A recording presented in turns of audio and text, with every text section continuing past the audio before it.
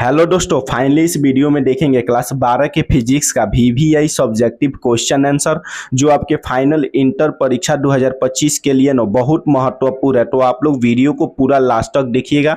और इसके पहले हम 10 को क्वेश्चन करा दिए तो उसका लिंक हम डिस्क्रिप्शन बॉक्स में दे देंगे, वहां से आप लोग जाकर वीडियो को पूरा देख लीजिएगा। और इसमें हम 11 नंबर से जितना भी आगे का क्वेश्चन है सभी क्वेश्चन को कराएंगे। तो देखिए 11 नंबर क्वेश्चन कर रहा है पोलराइड क्या है, इसका उपयोग लिखे।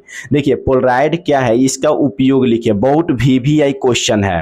वैसा पदार्थ जो अनपोलराइज लाइट को प्लेन पोलराइज लाइट में बदल दे उसे पोलराइज कहा जाता है। इसका उपयोग निम्नलिखित है। देखिए आप लोग ना इसको याद रखिएगा। वैसा पदार्थ जो अनपोलराइज लाइट को प्लेन पोलराइज लाइट में बदल दे उसे पोलराइज कहा जाता है। इसका उपयोग निम्नलिखित है। तो पहला आप लोग लिखिएगा, चश्मे के द्वारा 3 डायमेंशनल फिगर देखने में इसका प्रयोग किया जाता है। चश्मे के द्वारा 3 डायमेंशनल फिगर देखने में इसका प्रयोग किया जाता है। दूसरा आप लोग लिखिएगा, ट्रेन में प्रवेश करने वाले प्रकाश को नियंत्रित करने में इसका प्रयोग किया जाता है। देखिए ट्रेन में जो बाहर से प्रकाश पड़ता है ना तो उसी को नियंत्रित करने में इसका प्रयोग किया जाता है। तो आप लोग दोनों उपयोग को याद रखिएगा, आपके एग्जाम के लिए एकदम वीवीआई क्वेश्चन है। देखिए अगला क्वेश्चन देखिएगा ना, 12 नंबर क्वेश्चन कर रहा है, लेजर किरण के किन्हीं 4 मुख्य विशेषताओं को लिखे। देखिए लेजर किरण के ना 4 गो मुख्य विशेषता को लिखना है। तो सबसे पहले आप लोग लिखिएगा, लेजर किरण के निम्नलिखित विशेषता है। लेजर किरण के निम्नलिखित विशेषता है। पहला आप लोग लिखिएगा, लेजर किरण दिशात्मक होता है, अतः इनका किरण पुंज नैरो होता है। देखिए लेजर किरण होता है ना वह दिशात्मक होता है और इसका किरण पुंज होता है ना वह नैरो होता है। नैरो मतलब होता है सक्रिय होता है। दूसरा आप लोग लिखिएगा, यह किरण क्षण भर में कठोर से कठोर धातु को पिघलाकर वाष्पित कर देता है।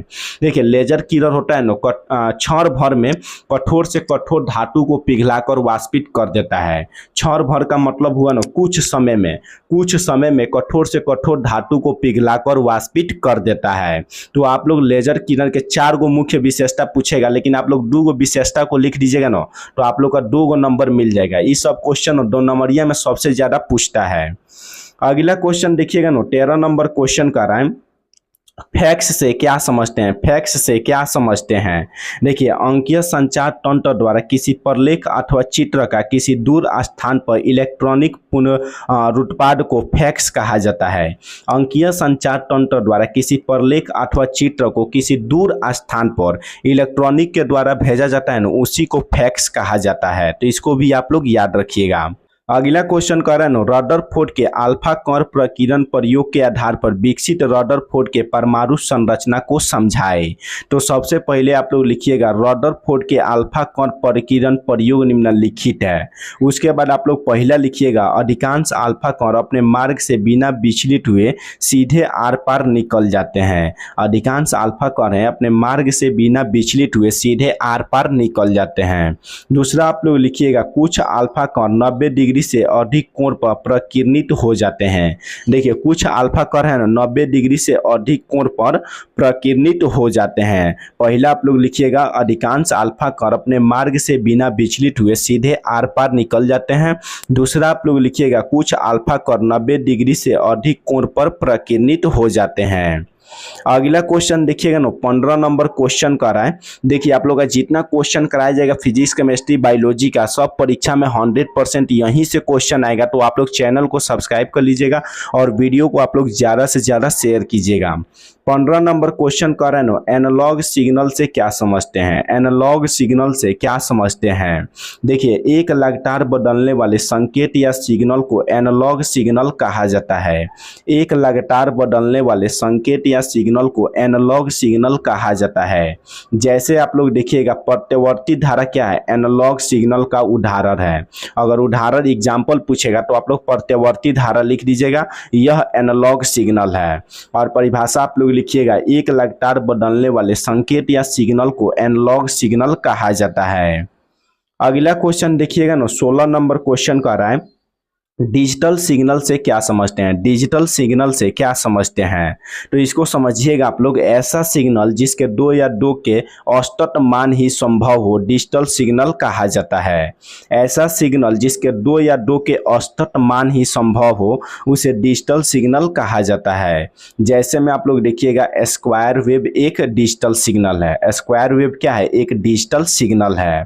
तो आप लोग दोनों परिभाषा को याद रखिएगा। आपके एग्जाम में 5 नंबरिया में क्या करता है, दोनों में अंतर दे देता है। तो आप लोग दोनों का परिभाषा लिख दीजिएगा और दोनों का एग्जाम्पल लिख दीजिएगा। अगर ये क्वेश्चन आपके 5 नंबरिया में पूछे तो आप लोग ऐसे ही करिएगा।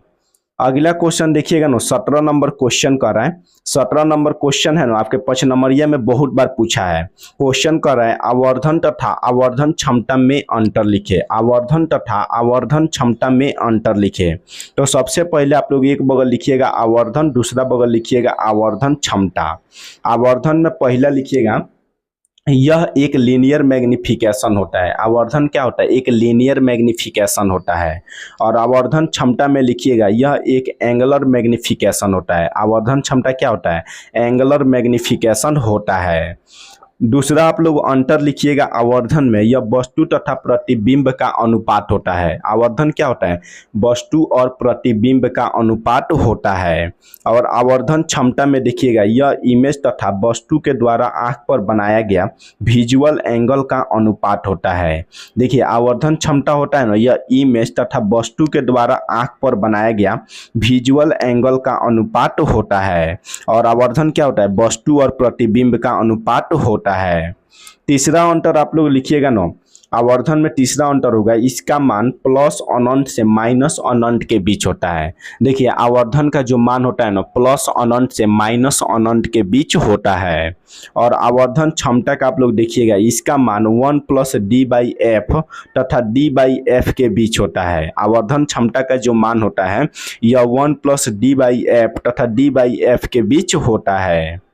अगला क्वेश्चन देखिएगा ना, 18 नंबर क्वेश्चन कर रहा है, विद्युत आवेश के दो मौलिक गुण लिखे। विद्युत आवेश के दो मौलिक गुण को लिखना है। तो सबसे पहले लिखिएगा, विद्युत आवेश के निम्नलिखित गुण है। विद्युत आवेश के क्या है? निम्नलिखित गुण है।